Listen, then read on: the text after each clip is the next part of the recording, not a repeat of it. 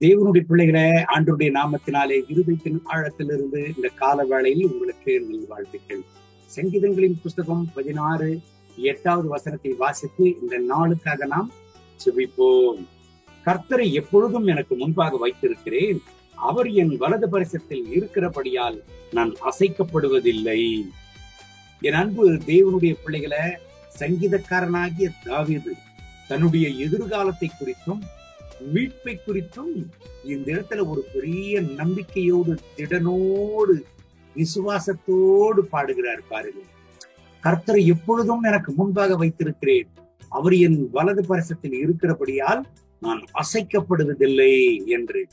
தேவனுடைய பிள்ளைகளை, இந்த உலகத்தில் கர்த்தருடைய பிள்ளைகளுக்கு சுகமாய், பத்திரமாய், பாதுகாப்பாய் இந்த உலகத்தில் வாழ்கிறதற்கு சங்கீதக்காரன் இந்த இடத்துல சொல்லி கொடுக்கிறார். பாருங்க, கர்த்தரை எப்பொழுதும் எனக்கு முன்பாக வைத்திருக்கிறேன், அவர் என் வலது பரிசத்தில் இருக்கிறபடியால் நான் அசைக்கப்படுவதில்லை என்று சொல்லி. எப்பொழுதுமே சத்துருவானவனுக்கு கர்த்தருடைய பிள்ளைகள் அசைக்கப்படுகிறதும், பயப்படுகிறதும், வியாகுலத்திற்குள் இருக்கிறதும், அதைதான் சத்துருவானவன் எதிர்பார்க்கிறதான ஒரு காரியம். ஆனால் ஆண்டவருக்கோ எப்பொழுதுமே கர்த்தருடைய பிள்ளைகளை பலப்படுத்துகிறதும், மீட்டெடுக்கிறதும், ஆசீர்வாதமாய் வைக்கிறது தான் ஆண்டவருடைய மன விருப்பம். தேவனுடைய பிள்ளைகளை, இந்த கால வேளையில் வலியோடு, வேதனையோடு, பயத்தோடு, போராட்டத்தோடு நீங்கள் இருக்கிறீங்களா? கவலைப்படாதீங்க. கர்த்தர் எப்பொழுதும் உங்களுக்கு முன்பதாக வைத்துக் கொள்ளுங்கள். அவர் உங்கள் வலது பரிசத்தில் எப்பொழுதும் இருப்பாராக. உங்கள் நம்பிக்கை எப்பொழுதும் ஆண்டவர் மேல் இருப்பதாக. உங்கள் விசுவாசம் எப்பொழுதும் ஆண்டவர் மேல் இருப்பதாக. கர்த்தரையே நம்புங்கள். எந்த சூழ்நிலையே கர்த்தரையே நம்புங்கள். எந்த சூழ்நிலையையும் நம்பாதிருங்கள். காரணம், அவர்தான் அழைத்தவர் உண்மையுள்ளவர். இறுதி வரை அவர் மகிமையாய் விடுதலையோடு, ஆசீர்வாதத்தோடு நீங்கள் அசைக்க கூடாதபடிக்கு உங்களை பலப்படுத்தி சாட்சியாக நிறுத்துவார். சங்கீதக்காரனை நடத்தினார். அதனாலதான் அவர் இந்த இடத்துல சாட்சி சொல்லுகிறார். கவலைப்படாதீங்க.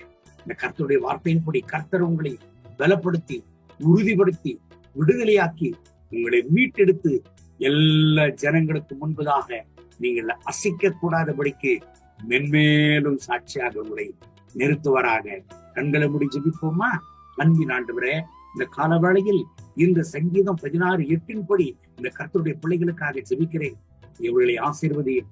எந்த பாதையில, எந்த சூழ்நிலையில, எந்த திசையில, எந்த சூழ்நிலையில இந்த கர்த்தருடைய பிள்ளைகளை சத்துருவானவன் அசைக்க பார்க்கிறானோ, ஆண்டவரே, இவர்களை பலப்படுத்துங்க, இவர்களை உறுதிப்படுத்துங்க, இவர்களை தாங்குங்க, இவர்களை தப்புவீங்க.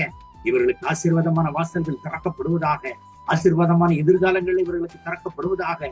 கர்த்தருடைய மனதுருக்கம் அளவில்லாமல் இவர்களை ஆட்கொள்ளட்டும் என்று செபிக்கிறேன். ஜீவனுள்ள ஆண்டுடைய பிரசன்னத்தினால் இவர்களை நிரப்பி நடத்தும். தேவனே, இந்த வசனத்தின்படி இவர்களை ஆசீர்வதித்து உறுதியாய் நிலைநிறுத்தி உமக்காக சாட்சியாக நிறுத்துவீராக. தகப்பனே, இவர்களுக்கு முன்பாக நீர் செல்லும். இவர்கள் வலது பரிசத்தில் நீர் இருப்பீராக. தகப்பனே, எல்லா பயங்களும், வலிகளும், வேதனைகளையும், போராட்டங்களையும் இப்பொழுது இவர்களை விட்டு அகற்றி போடும். கர்த்தருடைய மனதுருக்கம் இவர்கள் மேல இறங்கி வரட்டும். மகிமை, கனம், துதி உமக்கே. இயேசுவின் நாமத்தில் பிதாவே, ஆமென், ஆமென்.